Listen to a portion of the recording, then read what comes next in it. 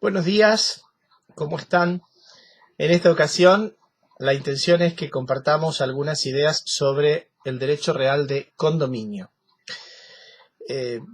Vamos a tratar de dividir esto en dos etapas. En esta primera presentación hablaríamos de cuestiones conceptuales, caracteres, tipos de condominio que reconoce el derecho argentino, derechos y deberes de cada condominio sobre la cosa, objeto de su derecho de condominio, pero también los derechos y deberes que tiene cada condominio sobre su parte. Porque, yendo ya a lo conceptual y partiendo del análisis que propone el artículo 1983, de allí en adelante el Código Civil y Comercial regula el condominio. El condominio se identifica, se caracteriza centralmente, ¿por qué? Porque ¿cuántos propietarios reconoce? En el condominio, al menos ¿cuántos titulares del objeto hay? Al menos dos. Claro. Por eso hablamos de copropietarios, comuneros, de la idea de común, cotitulares, condóminos en definitiva. Fíjense que la palabra condominio se asimila mucho a dominio, solo que aquella tiene el prefijo con, que significa conjunto, comunidad. A diferencia del dominio, cuyo carácter esencial es la exclusividad, ¿se acuerdan? ¿Cuántos titulares? Uno solo puede ser el dueño. En el condominio la característica es la pluralidad de sujetos activos. Esto es al menos dos propietarios. Y de allí en más los que usted quiera. Entonces, el asunto es que si en el condominio estamos frente a un derecho real sobre cosa parcialmente propia, en la que cada condominio tiene derechos de uso y goce de la cosa, y también tendrá derechos sobre su parte que la caracteriza el concepto como indivisa, parte ideal, parte porcentual. A ver, demos un ejemplo. Supongamos que tres personas son copropietarias de una casa, de una vivienda. José, Nicanor y Mariela. Pues bien, primero, si el título nada dice, se supone que cada uno ¿cuánto tiene de la casa? Bueno, un porcentaje idéntico al otro. Es decir, la presunción iuris tantum es que si el título o la ley no dicen lo contrario, cada condomino tiene un porcentaje igual al del otro condomino sobre el objeto. En el ejemplo que estamos dando, entonces cada uno tendría el 33% de la casa. Ese 33% es la parte ideal de cada condomino, es la parte indivisa, el porcentaje que cada condomino tiene sobre la casa. Ahora, cuidado, esto no significa que José sea dueño de la cocina, que Nicanor sea titular de la habitación y Mariela del comedor y el patio. No, ese 33% de cada uno en el ejemplo no se materializa en una parte concreta o física de la cosa. Esta es la característica del condominio. Un derecho que en cabeza del condominio se traduce en una parte ideal que ese condominio tiene en una cosa común. Por eso es que tendremos que hablar de los derechos y deberes del condominio sobre su parte, pero también de los derechos y deberes del condominio sobre toda la cosa. Entonces, repasando, la idea es dar este concepto que acabamos de dar, es un derecho real sobre cosa parcialmente propia que otorga facultades de uso, goce y disposición, otorgándole a cada condominio una parte indivisa del objeto, que se presume igual al de los otros, salvo que el título diga lo contrario. Entre paréntesis, nada impide que el título constitutivo del condominio diga que yo tengo el 57% de la casa, y usted el 20%, y el 23% restante, Mariela. Entonces, esto en cuanto a lo conceptual. Luego dijimos, vamos a hablar también de los tipos de condominio que reconoce el derecho argentino. Y aquí decirles que el derecho argentino reconoce dos especies de condominio, principalmente. Por un lado, el que es la regla, es decir, que si no se establece expresamente lo contrario, hay que estar con que estamos frente a este tipo de condominio. Entonces, el que funciona como regla es el condominio sin indivisión forzosa. ¿Y qué significa que estemos frente a un condominio sin indivisión forzosa? Significa que en cualquier momento, cualquiera de los condóminos, sin necesidad de que los otros estén de acuerdo, entonces, cualquiera de los condóminos en cualquier momento puede pedir la partición. ¿Y qué es la partición? Dividir, dándole a cada uno lo que le corresponda, es decir, ponerle fin al condominio. Ya veremos en el próximo encuentro, en el próximo video, el tema de la partición porque merece un tratamiento propio.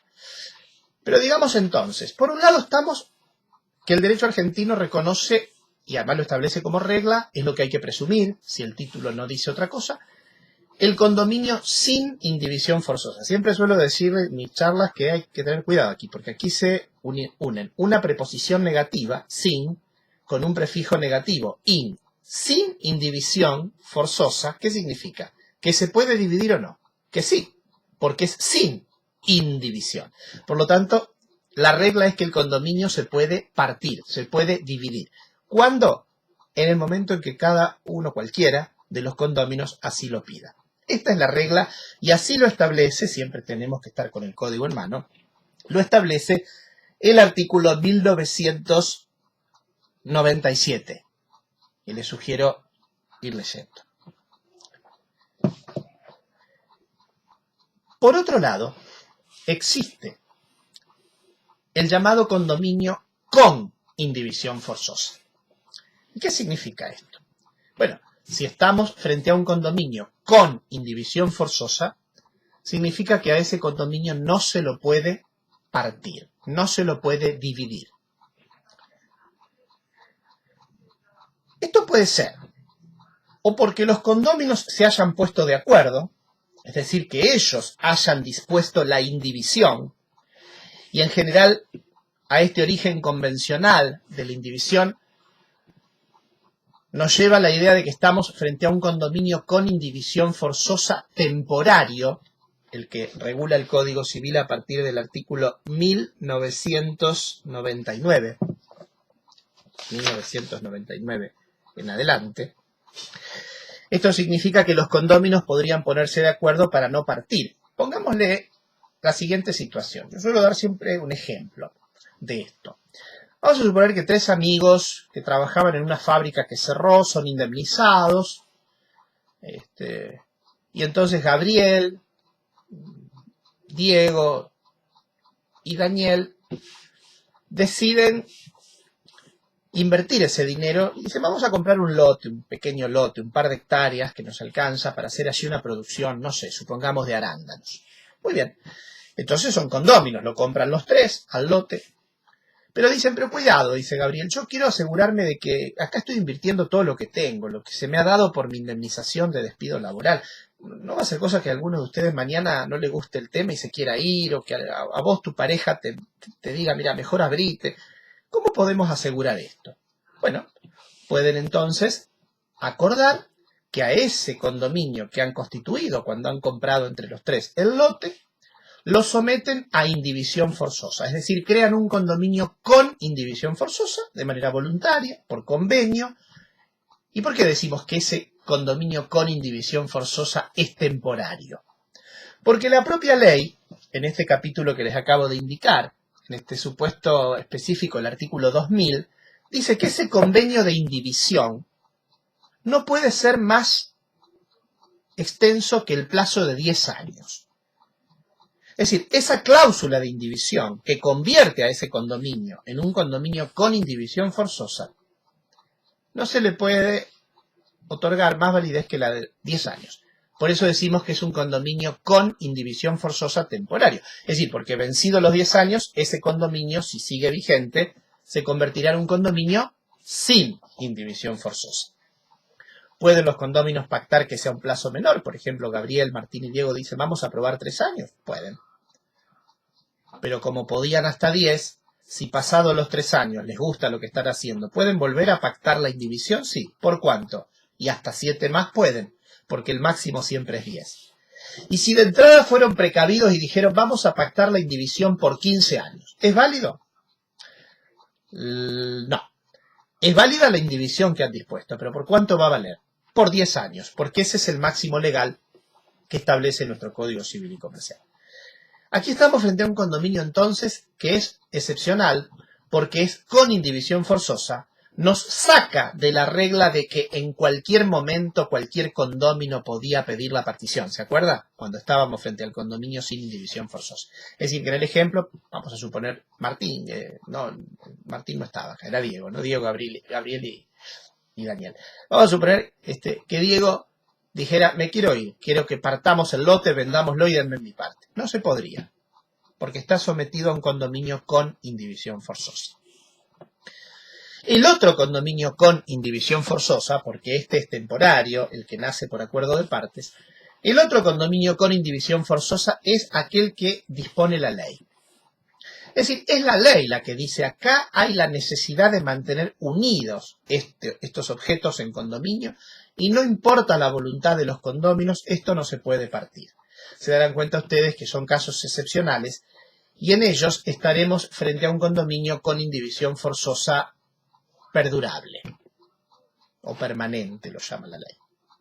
Porque allí no es la voluntad de las partes la que está en juego, a lo que la ley le daba un plazo. No, acá es la ley la que dice, yo entiendo que hay razones que justifican que estamos frente a la necesidad de pactar la indivisión. Un ejemplo de este tipo de condominio es lo que sucede con las partes comunes de un edificio sometido a propiedad horizontal. Nosotros todavía a propiedad horizontal no lo hemos visto. Lo vamos a ver después de este derecho. Pero piensen ustedes que en un edificio de altura, de los que se ven aquí en el centro de la ciudad, las partes comunes, le hace el terreno, el ascensor, las escaleras, la puerta de ingreso, son de todos los consorcistas, de todos los copropietarios, o sea que son objetos en condominio. Bueno, la ley dice estos objetos no se pueden partir. Lógico. Fíjense ustedes si a la dueña del cuarto B se le ocurriría decir yo quiero que vendan el ascensor para darme la parte. No.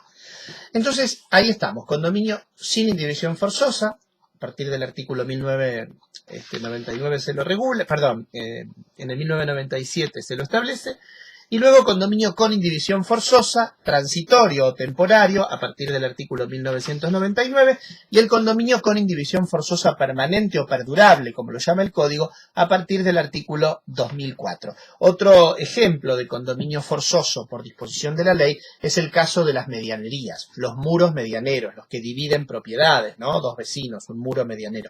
Ese es un tema también aparte, que tiene autonomía para tratarlo, pero ahí estamos también frente a un supuesto de condominio con indivisión forzosa. Muy bien. Ahora, una vez que sabemos lo que es el condominio, un derecho real entonces que reconoce a dos o más sujetos activos sobre una misma cosa, donde cada uno tiene una parte ideal, una parte indivisa de la misma, y que hay condominios sin y condominios con indivisión forzosa, pensemos que hay que dilucidar qué derechos y deberes tiene cada condomino sobre toda la cosa y qué derechos y deberes tiene cada condomino sobre su parte. Son dos temas bien distintos. Vamos de nuevo al ejemplo de los tres primos o amigos que son copropietarios de una casa. ¿Quién puede usar la casa de los tres? Es decir, derechos sobre toda la cosa. Cualquiera de ellos. Uno de ellos, sí. Dos de ellos, sí. Los tres, también. Es decir, que cada condomino tiene el uso y el goce de toda la cosa, con independencia de cuál sea su porcentaje en esa cosa. Por supuesto que esto no siempre va a ser posible.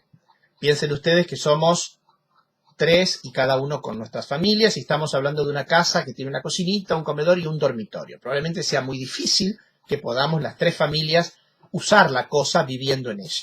Bueno, esto puede dar lugar a un convenio de uso exclusivo. Esto es muy común, ¿no? Piensa en el caso que muere papá, muere mamá y la casita paterna queda allí viviendo la hija que los cuidó hasta el final. Los otros tres hermanos tienen sus casas, sus familias y viven en otro lado. Eso es muy común.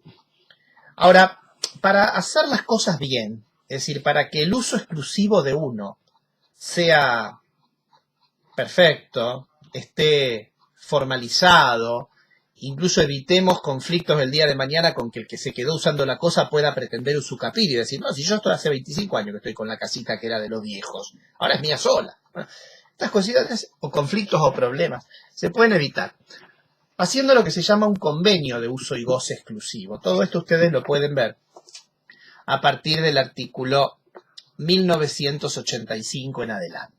1985, derechos o destino de la cosa, 1986, uso y goce de la cosa, 1987, convenio de uso y goce y demás.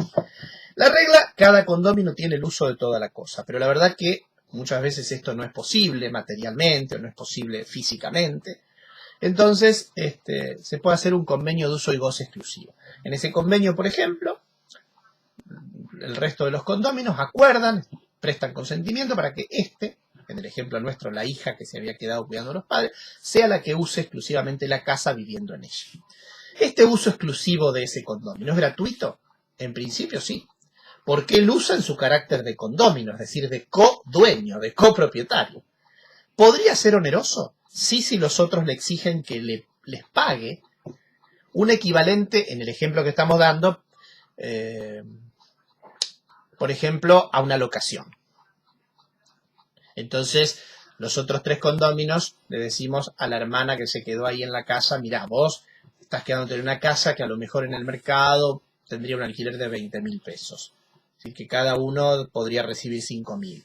Bueno, ella no se va a pagar a sí mismo su parte, suponte 5.000, si son 4 hermanos. Los otros 15.000, y bueno, le tendrá que pagar, si así lo exigen todos, cada uno 5.000 a los otros 3 hermanos. ¿Se ha entendido el ejemplo? Pero el convenio de uso y goce exclusivo es interesante, porque es un convenio que permite, como les digo, esto de impedir que los otros condóminos pretendan el uso mientras dure ese convenio y darle certeza al condómino que está usando la cosa de que lo está haciendo basado en derecho y en un derecho absoluto y exclusivo que le ha sido otorgado por los demás. Ahora, ¿cada condómino podría disponer de la cosa? Por ejemplo, uno de los hermanos podría vender toda la casa, y claro que no. Para disponer o gravar toda la cosa, ¿qué necesitará? Ahí sí, consentimiento de los otros. Porque si no estaría afectando el patrimonio de los otros, cosa que sin el consentimiento de estos otros no podría realizar. ¿Podría un condómino realizar mejoras sobre la cosa? Es decir, la hermana que se quedó en la casa. Bueno, para empezar, las de mero mantenimiento está obligada a hacerlas, porque no se olviden que es una poseedora legítima. También debe realizar las mejoras necesarias. ¿Podría realizar mejoras útiles? Podría, si resultan de aprovechamiento para la cosa, ¿se acuerdan ustedes? Y si fueran las de mero lujo suntuarias, que le dan un provecho a ella, podría también hacerlas con las mismas reglas que ustedes recordarán respecto a mejoras vieron cuando vimos posesión. Ahora, quiero decir que las mejoras necesarias corren por cuenta de todos los condóminos.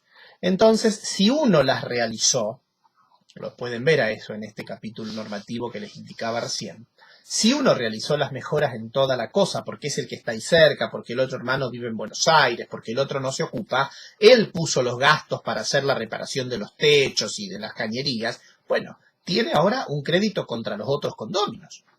Porque él no tiene por qué pagar todo el gasto de las mejoras. Entonces, obviamente, podrá repetir, podrá ir contra los otros condóminos para que le paguen la parte que les hubiese correspondido pagar. ¿Y cuál es el parámetro de la parte que les hubiese correspondido pagar?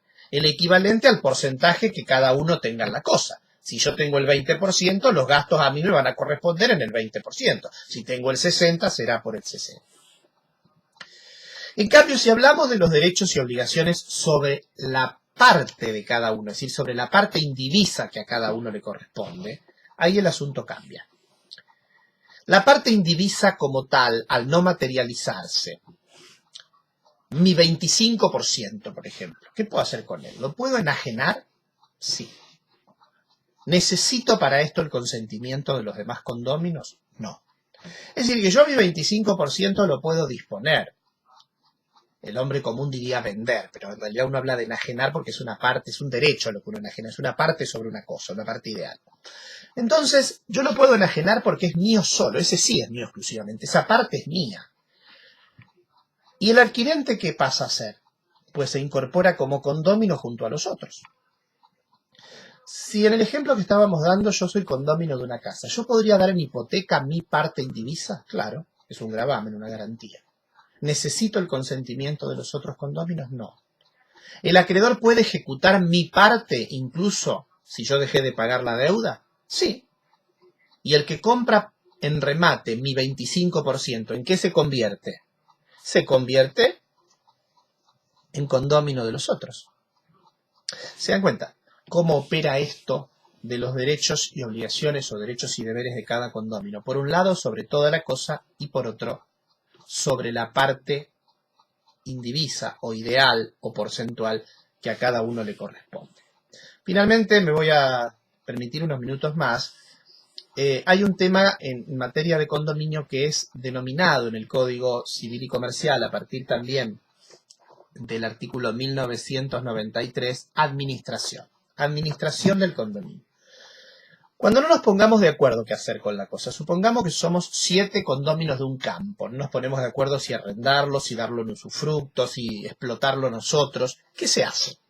Bueno, podemos decidir democráticamente. El código dice definir la administración del condominio. Adviertan que no es la disposición. Para disponer, por ejemplo, para vender, necesitamos estar todos de acuerdo, para vender toda la cosa. Pero para administrarla, no. Basta la voluntad de la mayoría. Entonces la ley dice en esos artículos que ustedes pueden ver que deberán hacer una reunión, una asamblea, ser convocados de manera fehaciente, cada condómino con el tema que se va a tratar, para qué, dónde va a ser la reunión, y allí tomar una decisión. ¿Cómo se cuentan los votos ahí, las voluntades en esa asamblea? La ley dice que se computan por valor, es decir, no por cabeza. Supongamos en el ejemplo que yo acabo de dar, éramos 7, ¿no? Los condóminos del campo. Entonces cada uno tendrá un porcentaje, igual al de los otros o no, depende de lo que el título diga. Entonces ahí se computa por valor. Suponte que yo tengo un 15%, el otro tiene un 18%, hay otro que tiene un 33%, y la decisión se toma por mayoría absoluta. ¿Qué significa mayoría absoluta computada por valor? Más de la mitad, más del 50%. Entonces, ya llegado a ese porcentaje, esa es la voluntad que prima, es la decisión que se puede ejecutar. Aun cuando uno solo tenga más de la mitad de la cosa, sí. Supongamos que estamos, esto es muy común, frente a un condominio donde uno tiene el 55%. Y entre los otros 5 o 6 se reparten el 45%. Se hará la asamblea, pero la verdad que la decisión de uno, del que tiene la mayoría, puede imponerse a la de los demás. ¿Es justo esto? Y salvo que los otros puedan probar abuso de derecho, por ejemplo, abuso de posición, sí, porque el que tiene en el ejemplo, ese 55% también es el que pone más en juego, también es el que paga más impuestos, también es el que tiene que pagar más gastos cuando hay que hacer mejoras, etcétera, etcétera. Esta es una figura riquísima, la del condominio. Es muy habitual encontrarnos en la vida cotidiana, en la vida jurídica, con copropiedades, permanentemente. Permanentemente, sean estas voluntarias, convencionales, societarias, hereditarias. Entonces, es un tema rico. Nos queda por ver, por supuesto, en esta visión panorámica que hacemos en estos encuentros, la cuestión de la partición. Cómo ponerle fin al condominio, lo vamos a ver en el encuentro próximo. Ahora, como siempre, les deseo que estén bien, que estén llevando estos encuentros, ojalá, de manera satisfactoria y al día, y que sigan con fuerza, con confianza, de que vamos a estar todos juntos muy pronto seguramente, volviendo a nuestras calles, a nuestras aulas en nuestro caso, a encontrarnos, a poder darnos ojalá un abrazo siempre tan necesario. Buenos días a todos.